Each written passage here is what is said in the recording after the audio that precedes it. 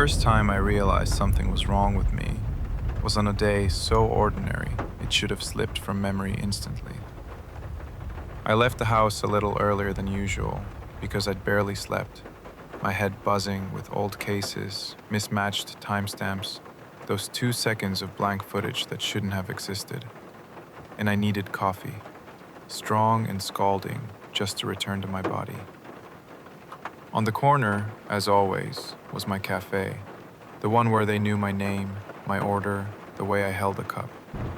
I opened the door, let in the mix of warm steam, ground beans, and old wood, walked to the counter, met the eyes of the barista who'd asked me the same question for 10 years. The usual? I almost nodded when she tilted her head slightly and said, "First time here? What can I get you?" I waited for a pause, a smile, some hint at a joke, but there wasn't one. Her eyes had that empty, polite absence reserved for strangers. I said my name, slowly, clearly, like during an interrogation, and nothing in her face changed. No recognition, no annoyance, no pretending. Just a new card in her head. Tall man, tired, coffee no sugar. I told myself it was nothing. Fatigue, shift work, faces blending together. But when I tapped my card at the terminal, it beeped sharply. Card not recognized, though I knew I had money. She shrugged, keyed in the numbers manually, rang it up. The cardboard cup landed on the counter, same as always. Except the as always was only on my side. I checked my phone, an automatic gesture, as if I could anchor myself with it. Signal, time, but no notifications.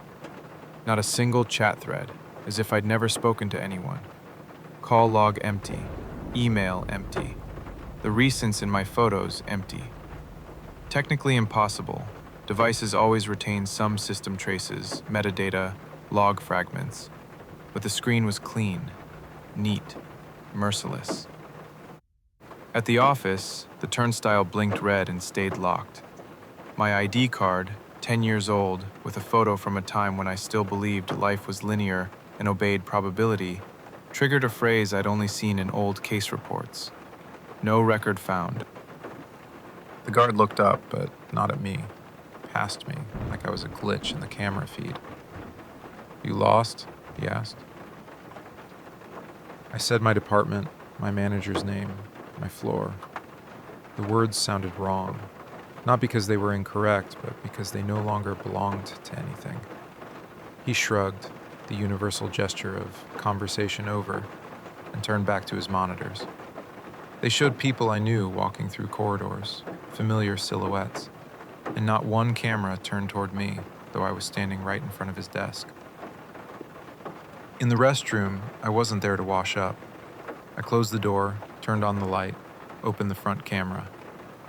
For a second, I saw myself, pale, crumpled, dark bags under my eyes, badly shaved jawline. But the focus frame immediately snapped away from my face and locked onto the tiles behind me. Autofocus jittered along the edges of my silhouette as if searching for a person in the room and not finding one. I restarted the app, restarted the phone. Nothing. A face existed. A body existed. My movements obeyed me. But to the recognition algorithm, I was empty. The vent in the ceiling hummed too loudly, like it leaned closer to listen specifically to me. Normally, I'd blame neurosis, lack of sleep, but I work with noise. I live in spectrograms. My job is seeing patterns where technicians give up. I recorded the hum, transferred it to my laptop, examined it. Typical low-frequency background, a steady band, until I pulled up the higher frequencies, spreading the noise apart like curtains. Where chaos should have ended, jagged peaks began. Too regular, too rhythmic, too intentional. I amplified more. The noise turned into something like breathing, someone trying to speak but forcing each syllable between static. And in that breath, at the edge of hearing, I caught a phrase. Not immediately. First, my brain resisted, like when you see a face in a stain. But then the contours aligned. I don't know where I disappeared. The voice was raspy, old, but not weak, the sound of someone who'd spent too long discussing cases that ended badly. I replayed it again and again, syllable by syllable. The phrase didn't change. It wasn't pattern matching from exhaustion. It was there.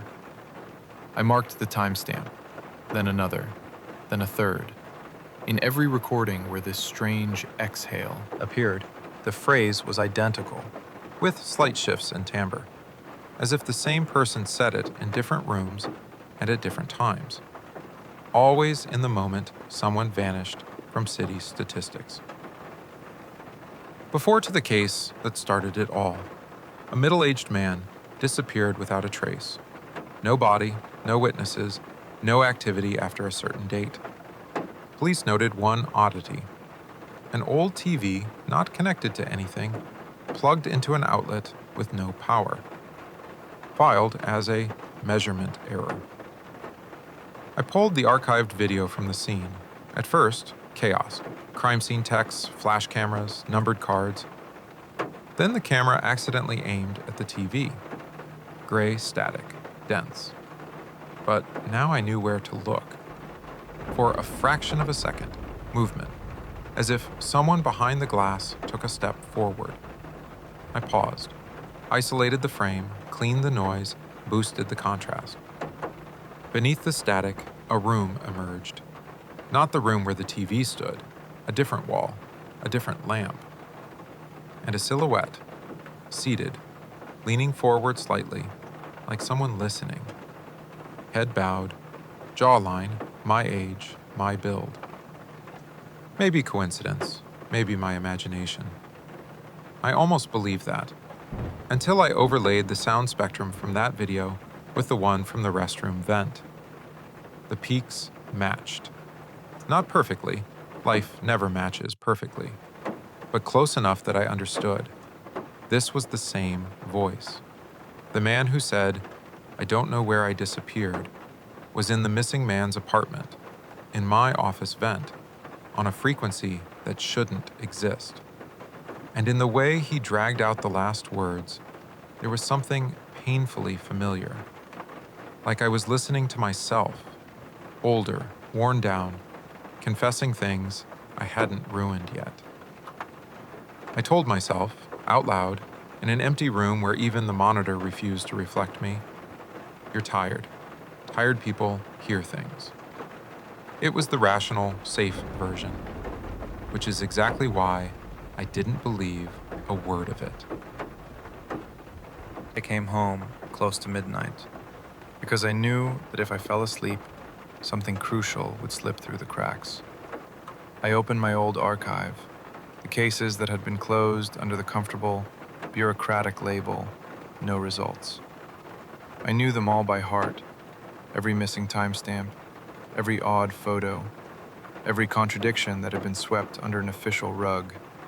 But tonight I wasn't looking for clues or people.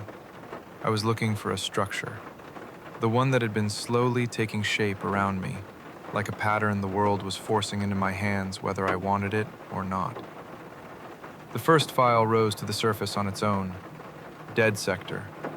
Laurel Mabel. They didn't find her. They found only her skin, removed almost perfectly, turned inside out and folded into the shape of a person. No blood, no bones, no organs. Just a human shell, preserved with a surgeon's precision, radiating a quiet, nauseating impression, as if someone had stepped out, leaving the body like an empty coat. On the basement walls, forensics found chalk marks, chaotic at first glance. But the longer I looked, the more obvious it became. These were outlines of poses. Poses a person might hold when struggling to maintain balance on a razor-thin ledge. Twisted stances of someone fighting gravity for far too long. Laurel had stood like that, until she no longer did. Until something else stood in her place. One chalked handprint was higher on the wall than she could possibly reach, as if her body had been trying to rise upward, away from itself. I turned off the monitor, but the case didn't leave. It gripped me, Not with curiosity, but with recognition. I knew that pose. I had stood like that myself 10 years ago. The moment I first understood I wasn't living the life I was supposed to be living. Memory forgets, the body doesn't. The second file, the Marlow Tunnel. Richard Valens, electrical engineer. They found only his head, clean, untouched, placed neatly on the rails like someone had lowered it from above. The rest of his body was gone. Just gone. But a maintenance camera had caught 3 seconds of him walking in the tunnel. His gait was wrong. It looked like he wasn't walking forward at all. He was, walking sideways, like a man stepping out of a dimension that no longer wanted him. His shadow behind him walked normally, one foot in front of the other, while Richard slid laterally through space. Back then, I'd blamed it on warped lighting. Tonight, I magnified the frame and saw the shadow lift a hand to the back of its head, Richard's nervous habit. His gesture, done not by him, but by the darkness behind him. A chill ran through my arm. Richard had always dreamed of escaping the straight path. He feared direct routes. He wanted to slip out of frame, out of expectation. He disappeared in the only place where space itself allowed such an exit. The third file came without searching. Maria Crow's echo. Maria Crow, a school librarian. Her body was found in a field, completely desiccated, as if every drop of moisture had been sucked out in an instant. Her skin had turned translucent, papery. Inside her chest, they found something impossible. A delicate knot, like a flower sculpted from wire. But it wasn't wire. It was nerve tissue, folded into a shape no biology should allow. In her car, a recorder. One file. Her voice, soft, terrified, whispering. There's someone inside my memories who isn't me. Then, another voice. A man's voice. My age. My timbre. But trembling. We shouldn't meet. I ripped the headphones off like they had burned me. The fourth file. The breathing room. A family of 4 vanished from their own home. No forced entry. No signs of struggle. Nothing missing except the people. But in the children's room, acoustics behaved wrong. The air felt thick, syrupy, as if sound itself suffocated inside it. Anyone standing there for more than a minute experienced rising panic, hallucinations, then acute asphyxiation, despite normal oxygen levels. On the desk lay a note, not written by anyone in the family. When you stop breathing, you hear what's left. Beneath it, 4 fingerprints. Yet all 4 family members were missing their fingertips, removed precisely, surgically. It brought back the memory of my own first claustrophobic panic, trapped in a stalled elevator at 12, terrified not of dying, but of being heard. This case tasted like panic borrowed from a stranger, lodged inside me long before I realized it. The fifth file, the 13 doors. An abandoned sanatorium, a missing man. Only his camera remained. The footage, he opens one door, empty. Another, empty. A third, himself stands there, older, heavier, looking not into the camera but away from it, as if listening to something behind the lens. He says, "You shouldn't be here." Same voice, same man, but aged by years of something he'd seen and should never have seen. The younger version screams, drops the camera, runs. The recording ends. His body was never found. Tonight, watching the footage again, I realized something horrifyingly simple. The tone of that older man, "You shouldn't be here," matched the voice from the ventilation shaft, matched the whisper in Maria's recorder, matched the breath in the noise, matched something inside me I had been refusing to name. All 5 cases weren't anomalies. They weren't supernatural. They weren't murders. They were 5 fragments of myself. Laurel, the part of me that wanted to escape my own skin. Richard, the part of me that dreamed of stepping sideways out of life. Maria, the part carrying memories that weren't mine. The family, the part terrified to breathe. The sanatorium man, the part that feared meeting himself. And through all of them ran one golden thread, a presence. A man who knew too much about disappearing. A man who spoke in my voice.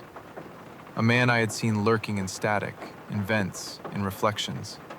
A man who always vanished the moment I got too close. And I understood. There was one more step ahead. The step after which I would not be able to pretend anymore. I wasn't investigating cases. I wasn't investigating disappearances. I was investigating what happened to me on the day I fought so hard not to remember. When I shut off the recordings from Maria Crow's case, I understood I could no longer trust space itself. Reality began behaving like a spring, compressing, stretching, pulsating in sync with my heartbeat, as if waiting for me to finally catch up to what had already caught me. I stepped outside because the walls of my apartment felt too close, too attentive, too eager to echo my footsteps. The night air was heavier than it should have been. Streetlights flickered not from voltage instability, but like they were losing their grip on my presence.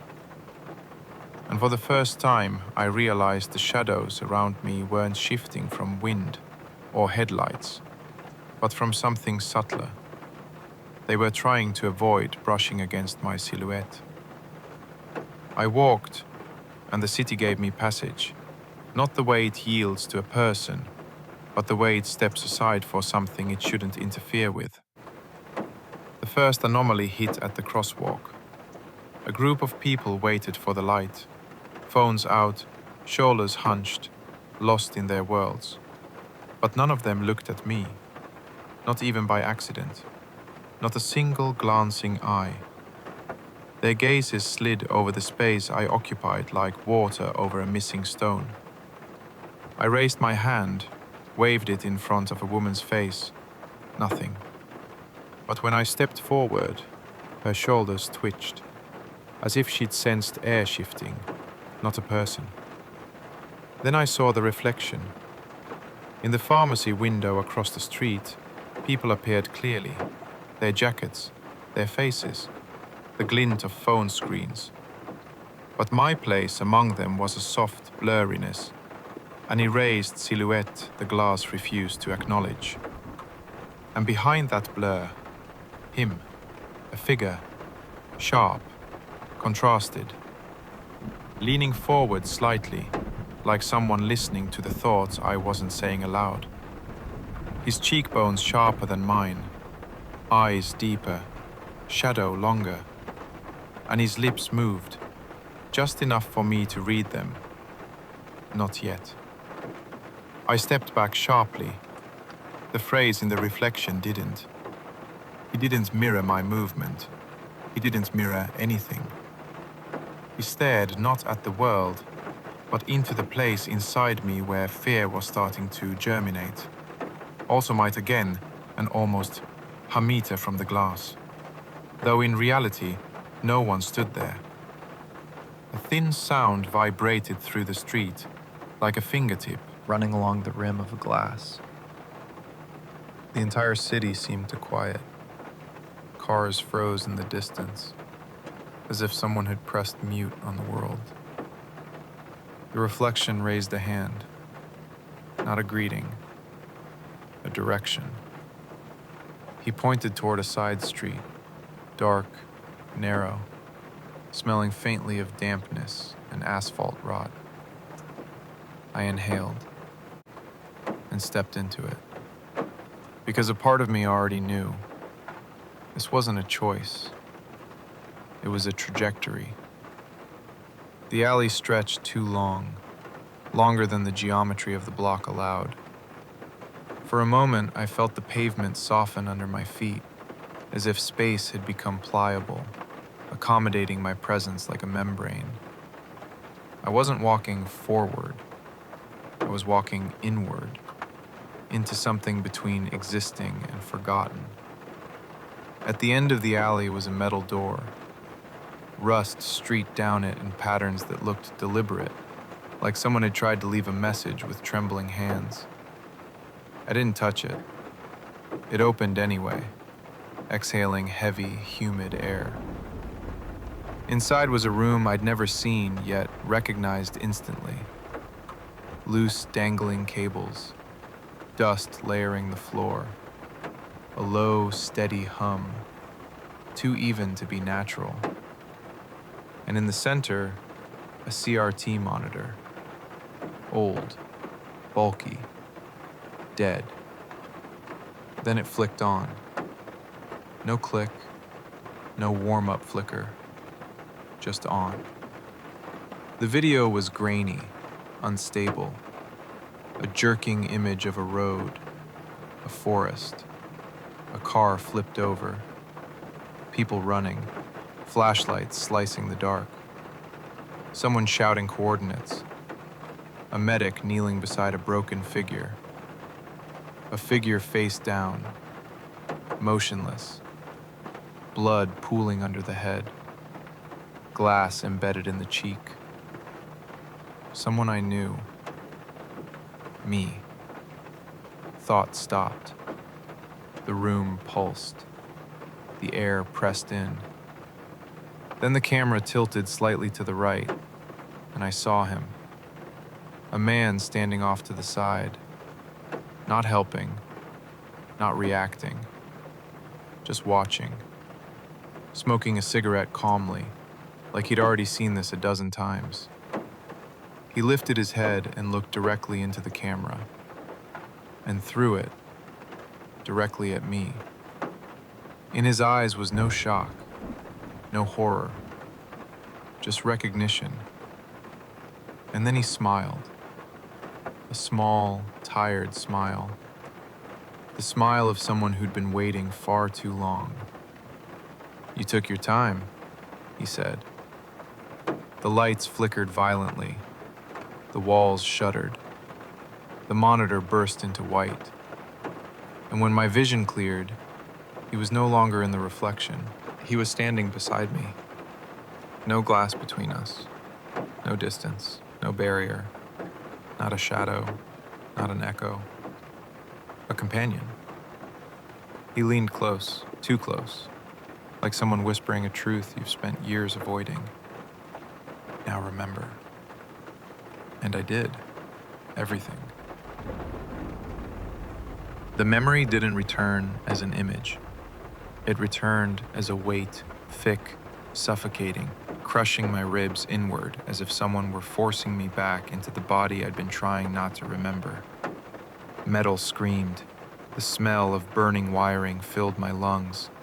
Cold glass pressed into my skin, and beneath it all, that sticky, nauseating awareness that you're still alive while your voice no longer belongs to the world. The room around me trembled, not the walls, but the space itself, like nerves firing after an electric shock. The monitor replayed what should have stayed buried, locked beneath layers of denial. My body lay on the road, gray-blue, slack, already beginning to settle into the kind of stillness no defibrillator, no technique, no human insistence could reverse. A paramedic leaned over me, shouting orders, counting compressions, forcing air into a chest that didn't want it. And behind them, in the dark, I was standing. Not the me who was watching now, the other one, the reflection, the echo, the presence that had trailed me through static and vents and mirrors. Calm, hands in his pockets, watching.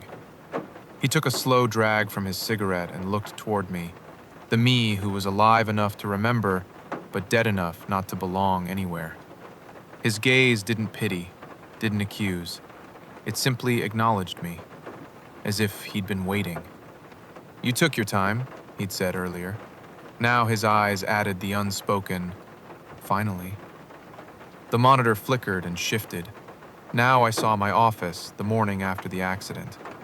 I watched myself walk in, close the door, pour coffee, type, talk to coworkers. But in the actual security footage, the corridors were empty. The office was empty. The barista was alone behind the counter, Her eyes looked through me because there was nothing to focus on. I wasn't a person anymore. I was noise, a leftover impulse, a self-invented assignment to avoid accepting the truth. The reflections hadn't ignored me.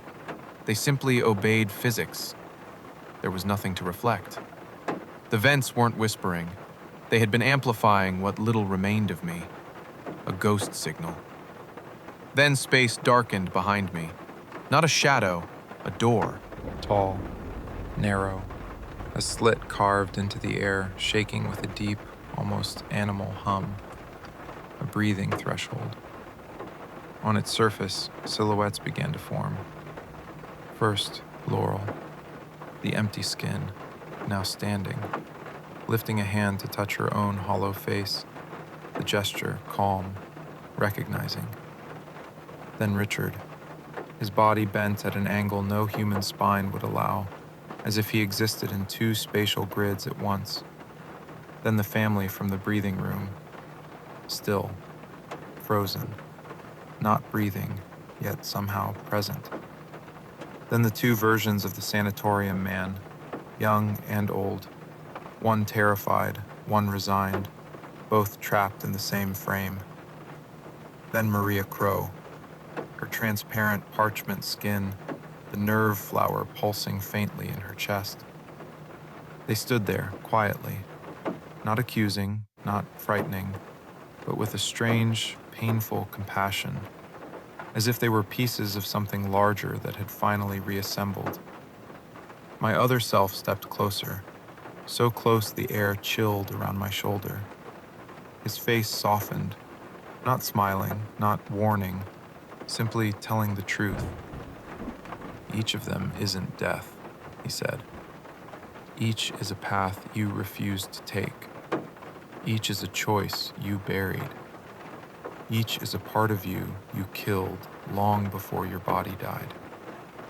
His eyes were clear, clear in the way only someone beyond fear can be. You weren't investigating them, he said. You were investigating what you did to yourself. Reality shuddered. The door pulsed, thick and heavy, and opened a few centimeters. A small gasp of air escaped, and I recognized it instantly. The damp breath of the forest, the sting of gasoline, the metallic tang of blood, the final inhale before the impact, the moment everything ended. I felt it pulling me, not forcefully but intimately, like recognition, like gravity finally finding the object it had lost. My other self stepped aside. He wasn't smiling anymore. "There's one more thing you have to see," he whispered. I stepped forward. One step, and the world turned inside out. When the door closed behind me, space stopped pretending. It no longer vibrated, no longer flickered, no longer tried to hide its seams.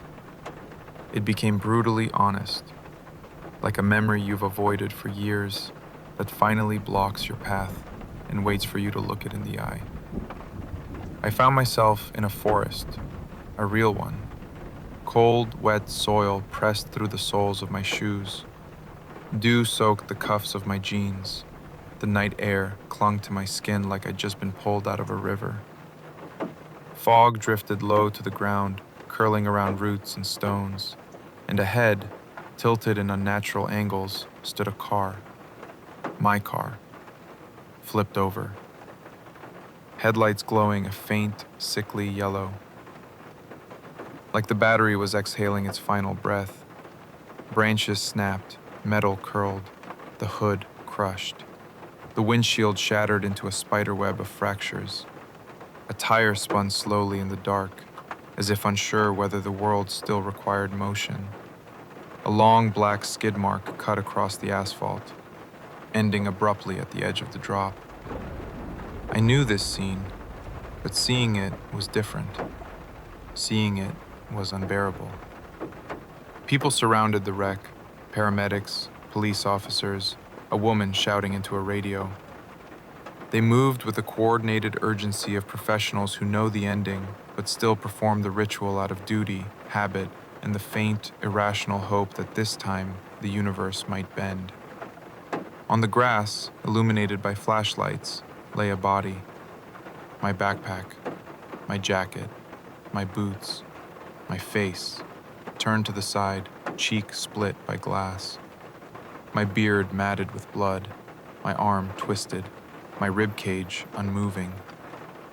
No mystery, no cosmic metaphor, no metaphor at all. Just me, dead. At last.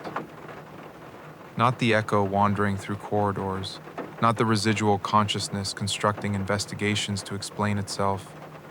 Just a man whose heart had stopped. A paramedic pumped my chest. Once, twice, 15 times. Someone called out vitals. Someone else swore. Another ran for gear that wouldn't help. Everything around me overflowed with life, ironically, painfully alive, more than I had been in weeks. I reached toward my body. My hand passed through the air like smoke. No resistance. No weight. I tried to shout, "Stop! It's okay, I'm gone!" But no sound came. Only a faint vibration, like a person mumbling in a dream while sinking deeper into sleep. Then movement caught my eye. On the shoulder of the road stood him, my other self. Not a shadow, not a hallucination, not a recording. The one who had walked parallel to me for days, weeks, maybe years. The one in the reflections, in the static, in the vents. The one who waited. He stood with his hands in his pockets, watching the scene with the calm of someone who had already accepted every version of the ending. He wasn't looking at the body. He was looking at me. And for the first time, his expression wasn't sympathetic or amused or patient. It was respectful. He stepped closer, stopping at an arm's length. I asked, silently, lips barely moving, "Why me?" His answer wasn't spoken. It arrived inside my mind like a blade slipping cleanly through silk. Because you were the only one still pretending you were alive. I wanted to argue, say I didn't understand, say it wasn't fair, say I hadn't finished anything. But he placed a hand on my shoulder, a gesture soft enough to feel like memory. "Look," he said. I turned. The paramedic's movements grew slower, more deliberate, waited. He checked the pulse, waited, checked again. Then he sat back on his heels. The woman with the radio stopped shouting. Someone behind her exhaled sharply, the sound of a person releasing hope. One of the officers removed his cap. They only do that when death is official. A silence settled over the scene, a true silence. The kind in which there is no more fear, no more pain, no more waiting. Into that silence, my other self whispered, "Now, you can." And suddenly, everything aligned. I wasn't alive these past days. I wasn't even a ghost. I was the residual impulse of a brain refusing to release the body it no longer controlled. A case file constructed by a dying mind to avoid admitting the simplest truth. The clues, the disappearances, the anomalies, the other voices, the patterns. All of it was me. Pieces of me.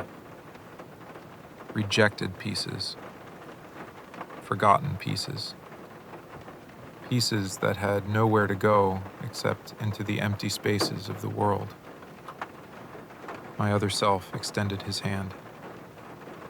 "Ready?" I looked at my body, at the forest, at the flashing lights, at the people who had tried, desperately, to bring me back. And for the first time since all this began, I felt no fear, no anger, no loss. Only clarity. Quiet, warm, final clarity. I took his hand. The world dimmed, softly, like an old screen finally given permission to power down. And in the last sliver of fading light, I heard a voice, not his, not mine, but something above both of us. Start living before you end. And then everything dissolved.